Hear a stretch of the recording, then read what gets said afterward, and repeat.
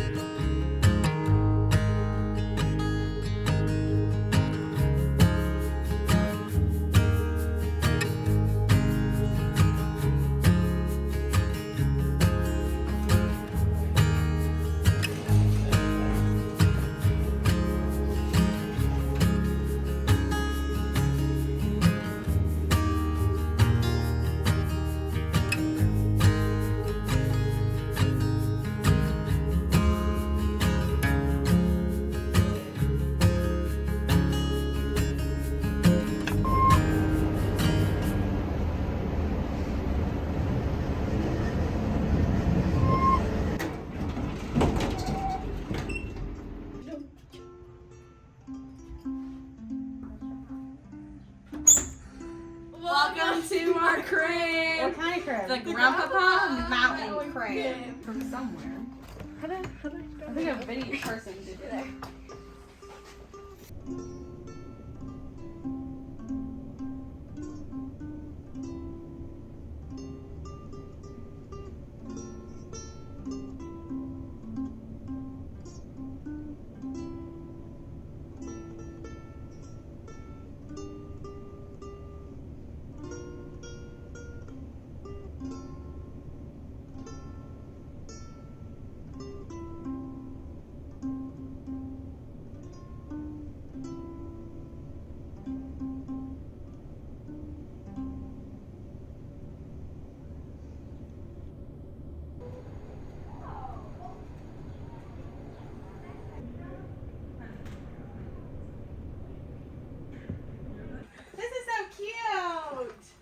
TV there.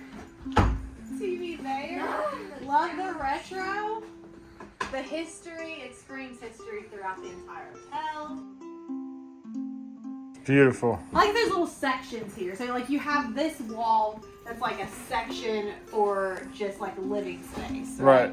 And there's even a desk there. Get some work done. In case you never heard, it's the Rocky Top room. Rocky Top was written here, and so this is where, you know, some of these spots here is where they were sitting when they wrote the song. This is the epitome of examples when it comes to you can continue to maintain the history of a place and keep it clean at the same time. There is a TV over there. Yeah. I do like that. The little desk. Let me look little nightstand. It's so cute. And it. And look, Are Bob. you kidding me? They still have your plugs, bro. I know everyone knows because he's like the king of hotels. Mm-hmm. Smoky's Plus is who we're talking about. Yeah. If you like hotel reviews, he does a lot of them. You got the microwave, the fridge. And I could see this being like a place where there could be like, oh, it's an older spot. Like Park Vista, the microwave is like a shared floor microwave. The mic check is exceptionally clean. Yes. And the fridge is as well. Oh, it's on all the way back. I don't know if you've seen this when we walked in, but it's still keys like River House does. Yeah. 388. Even this chair, well thought out, because I mean it's, you could sit here, get ready, it's by the dresser, put your shoes on, you know. So I love this area. This is like a walk-in closet for a hotel. You have this to sit. There's also drawers, sneaker area, and then over this way there's extra linens, but you hang up all your stuff. Separate sink area in here. This wallpaper is everything. I mean, I'm looking at it, you would think that it'd be really messed up. So it must be like a River House situation where if they do update, they keep the vibe. Right. So this here, so the place was built in the 30s. So they didn't have the sprinkler system then, so it had to be added after the fact, which is why you'll see these all across the hotel. This mirror, I don't think is like dirty. Yeah, it's not. It's just like this, where it's older, just Yeah. spotted. Smaller bathroom. It is. Really small, but is it the smallest? Let me see. No, it's not the smallest. Because, like, I will get, like, claustrophobic as if I... Well, and they could have likely did away with this wall here and made it all one thing, but I like that they separated it. They wanted to separate the sink. Park Vista is the smallest bathroom I've ever been in. It gives me anxiety. Now, the tub space, look at this. It's pretty, like... Yeah. It's a tight fit. But also, again, built in the 30s, like, this is kind of par for the course. Come here. What are you doing? Getting a drink of water? Is this a water fountain? Look like a giraffe.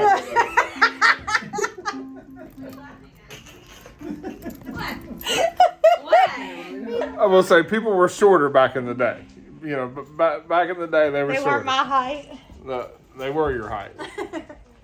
All right. This is cute. So I said, let's do the check. And Jay said, Mommy, there's none here. All right, let's check it out, though. I think this is a separate pillow top, like, spread. They have coverings. Yeah, there's like 6 or 7 layers here. Yeah. Yeah, they do the most. Oh, yeah, and that's wrapped up. Wrapped up. But this, I love this because I love River House. That's my one thing with River House. If there is one, oh my gosh, write it down. It's the bedding. Yeah. This is... Well, see, the thing is, and I know we've mentioned this several times, but Hotel Impossible, Anthony McCurry, white sheets are everything because you're not hiding anything if you got these sheets on. I had a vision for this place, and it kept me away from it, and I thought a lot of things that have been incorrect so far. So the first one is if they wouldn't have modern amenities. Boom. That's a big television. Makeup room for wipes. Most hotels don't give you those. And I also thought that I'd be very hot in here. Because one of them, I think it's the Buckhorn Inn, that I watched a review like 3 years ago. You don't get your little thermostat in your room. So obviously we'd be remiss if we didn't discuss the history of this place. We were able to have a long conversation earlier today when we first checked in with ownership and all that. So we got a lot of great information. So the next part of this video is going to talk about the history of this icon of an establishment here on the Gatlinburg Strip.